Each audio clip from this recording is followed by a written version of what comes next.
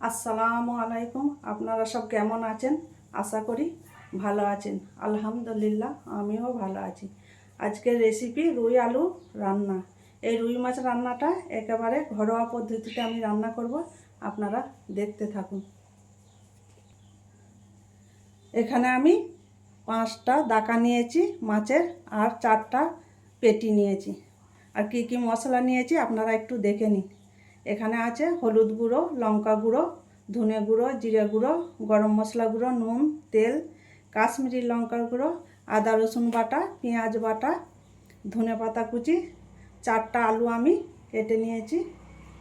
আর এখানে আছে গোটা গরম মশলা, 4টা এলাচ, একটা দারচিনির টুকরো, 4টা লবঙ্গ, একটা তেজপাতা। এবার আমি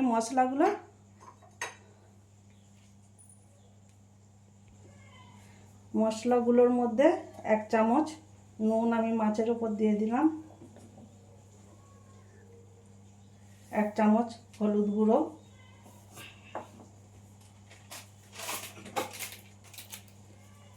1 চামচ কাশ্মীরি লঙ্কার গুঁড়ো আমি দিয়ে দিলাম। এবার আমি মাছটা ভালো করে মেখে নেব।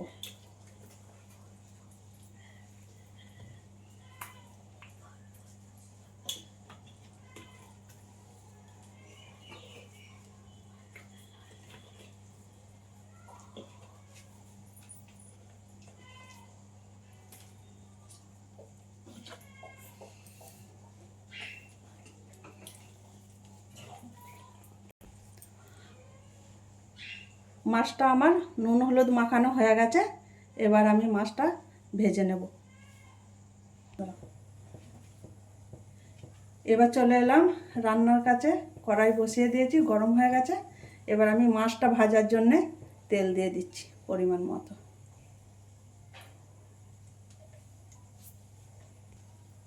এই রান্নাটা আপনারা কাতলা মাছেও করতে পারেন। এবার তেল গরম হয়ে গেছে, আমি মাছগুলো একটা একটা করে দিয়ে ভেজে নেব।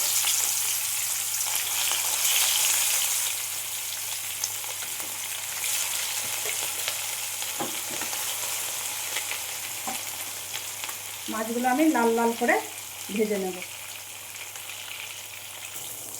এক পিঠ ভাজা হয়ে গেছে, আমি ওপর পিঠটা এভাবে উল্টে দিচ্ছি।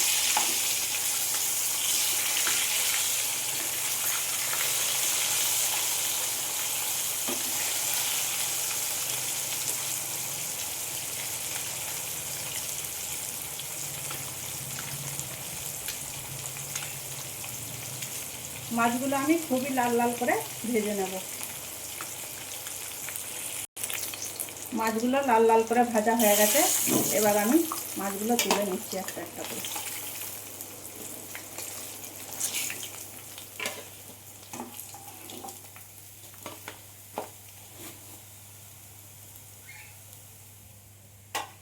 এবার বাকি মাছগুলো আমি ঠিক ওইভাবেই ভেজে নেব।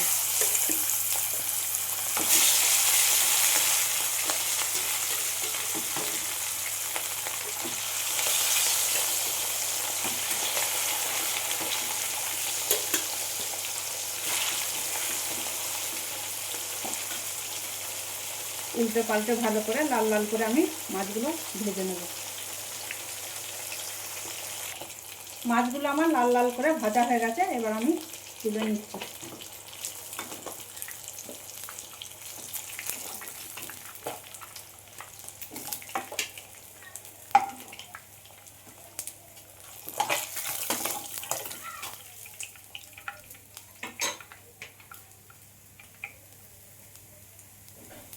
মাছগুলো আমার সব ভাজা হয়ে গেছে।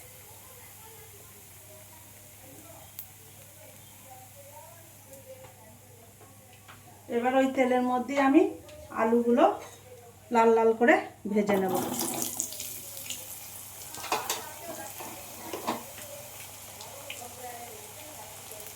আলুর মধ্যে দিয়ে দিলাম 1/2 চামচ নুন আর 1/2 চামচ হলুদ গুঁড়ো। যে আলুগুলো আমি লাল লাল করে ভালো করে নাড়াচাড়া করে ভেজে নেব।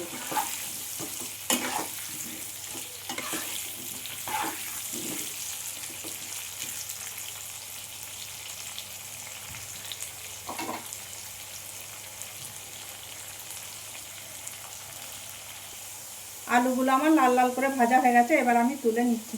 এখানে আমি 4টা আলু নিয়েছি।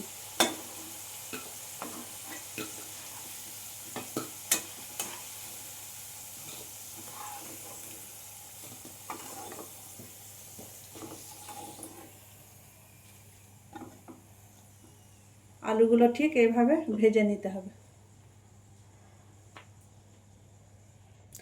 ওই তেলের মধ্যেই আমি 4টা এলাচ, 4টা লবঙ্গ, একটা দারচিনির টুকরো, একটা তেজপাতা দিয়ে দিলাম। এবার আমি এখানে একটা বড় পেঁয়াজকে আমি মিক্সচারে এরকম পিসাই করে রেখেছিলাম, সেটা আমি এখানে দিয়ে দিচ্ছি।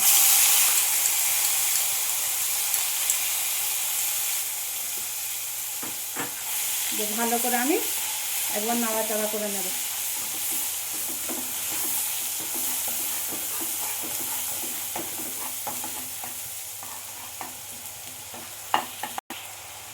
পেঁয়াজের কাঁচা গন্ধটা চলে গেছে। এবার আমি এখানে 2 চামচ আদা রসুন বাটা দিয়ে দিচ্ছি।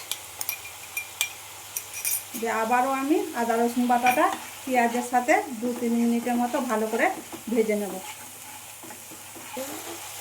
আমি যেভাবে রান্নাটা করছি আপনারা বাড়িতে একবার রান্না করে সবাইকে খাইয়ে দেখবেন, সবাই খুবই খুশি হয়ে যাবে। এবার আমার আদা রসুন আর পেঁয়াজের কাঁচা গন্ধটা চলে গেছে, এখানে আমি মশলা দিয়ে দেবো। 1 চামচ হলুদ গুঁড়ো, 1 চামচ লঙ্কার গুঁড়ো, 1 চামচ ধনে গুঁড়ো,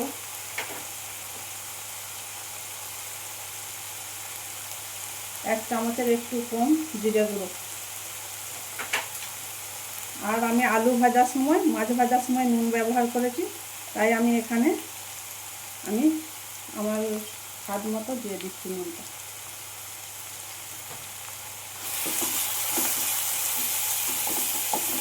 যে সব মশলাগুলো দিয়ে আমি আবারও ভালো করে 4-5 মিনিটের মতো কষিয়ে নেব।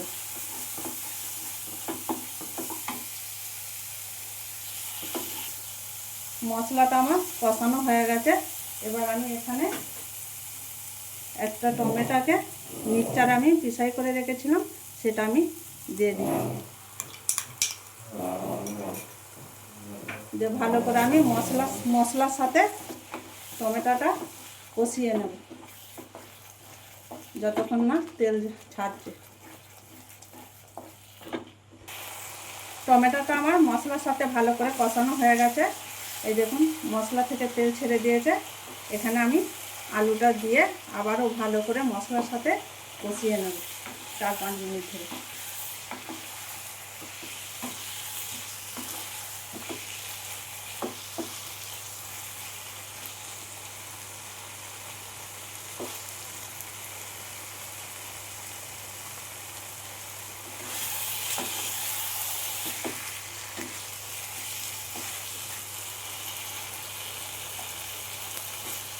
মশলাটা তলায় ধরে না যায় তার জন্য আমি একটুখানি পানি দিয়ে দিলাম। দিয়ে আবারও ভালো করে আমি আলু আর মশলা কষিয়ে নিচ্ছি।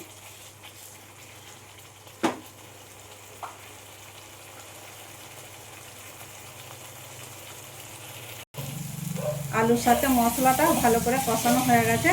এবার আমি এখানে একটুখানি 1 কাপের মতো পানি দিয়ে দিলাম। দিয়ে এটাকে আমি ঢেকে 8 মিনিটের মতো ভালো করে কষিয়ে নেব।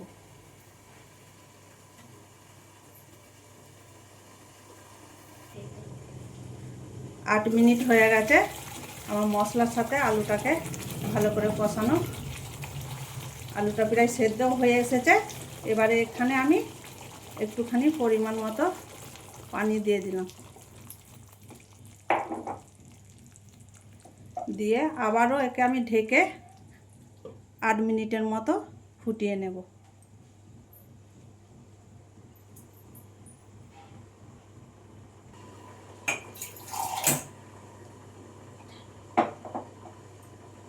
8 মিনিট হয়ে গেছে। দেখুন আমার ভালো করে ঝোলটা ফুটে গেছে। এবার আমি এখানে মাছগুলো একে একে দিয়ে দিচ্ছি।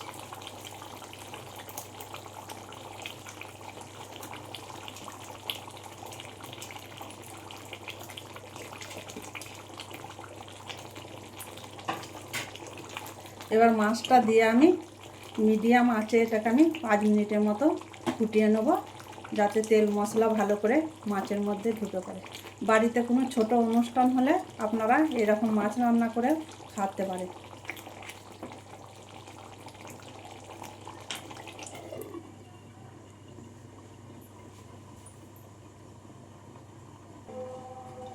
এবার আমি ঢাকনাটা খুলে দেখে নিচ্ছি। এই দেখুন বন্ধুরা, ফাইনালি আমার মাছ রান্না হয়ে গেছে। ওপর থেকে আমি 1/2 চামচ গরম মশলা ছড়িয়ে দিলাম, আর একটুখানি ধনে পাতা আমি দিয়ে দিলাম।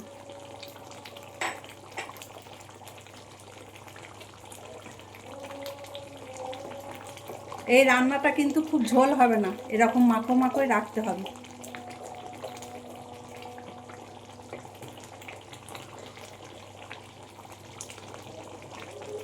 আবার আমি ঢেকে দিলাম।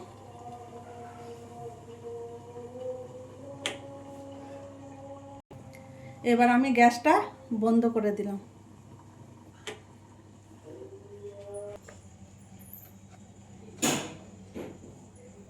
রুই আলুর তরকারি আপনাদের ভালো লাগলে লাইক, সাবস্ক্রাইব আর কমেন্ট করে আমাদের সাথে থাকবে।